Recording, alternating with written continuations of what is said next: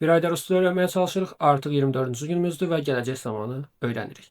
Gələcək zamanı iki forması var. Bugün sadəcə bir formasını öyrənəcəyik. Gələcək zamanı formalaşdırmaq üçün bizə NSV feillər lazımdır. Feillər rus dilində iki qrupdadır. NSV, SV olaraq. Bu feillərdən 100 dənəsini bu video Telegram kanalında paylaşıldığı zaman onun altında paylaşacağım. Onları oradan əzbərləyə bilərsiniz. Digərlərini də vaxt içərisində öyrənərsiniz. Belə. NSV feillərimizi götürürük və bu it feilini şəxslərə görə açırıq.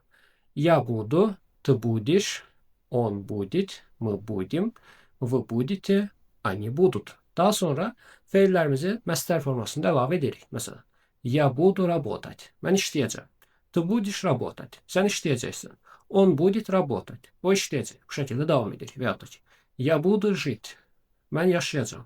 Ты будешь жить. Sən yaşayacaqsan. Он будет жить. O yaşayacaq. Və yaxud da ki, я буду звонить. Zəng edəcəm. Ты будешь звонить. Zəng edəcəksən. Он будет звонить. Zəng edəcək. Və ya da она будет звонить. Zəng edəcək. Burada hər ikisi istifadə oluna bilər. Belə, məstər formasında feillərimizi götürüb bu şəkildə əlavə edirik və bizim gələcək zamanımız yaranır. Məsələn, deyək ki, где ты будешь работать в следующем году?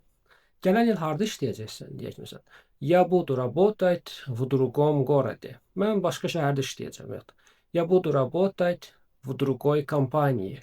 Mən başqa şirkətdə işləyəcəm. Где ты будешь жить, например, через месяц? Bir ay sonra harda yaşayacaqsan? Məsələn, через месяц я буду жить в Саратове. Bir ay sonra Saratovda yaşayacağım. В Murmansке. Murmanskda yaşayacağam. В Tbilisi. Tbilisdə yaşayacağam. Bu şəkildə istifadə edə bilərik. Və yaxud da ki, я буду звонить тебе каждый день. Mən hər gün sənə zəng eləyəcəm. Və yaxud da ki, что вы будете делать завтра? Sabah nə edəcəksiniz? Məsələn, я буду смотреть film. Mən filmə baxacağam. Я буду гулять в парке. Mən parkda gəzəcəm. Я буду отдыхать дома, как обычно. Mən evdə dincələcəm. Və yaxud da ki, что он будет делать завтра? Sabah o nə edəcək? Məsələn, deyirəm ki, он будет работать. O işləyəcək. Və ya da она будет работать. O işləyəcək. Formada deyə bilərik. On, ana deməyib də şəxslər də qoya bilərik. Məsələn, Maksim будет работать. Maksim işləyəcək. Ruslan будет работать. Ruslan işləyəcək. Və yaxud da ki, Anna будет работать. Anna işləyəcək. Bu şəkildə istifadə edə bilir. Gələcək zamanımız belə. Bu birinci formasıdır. İkinci formasını da irəlilərdə öyrədəcəm.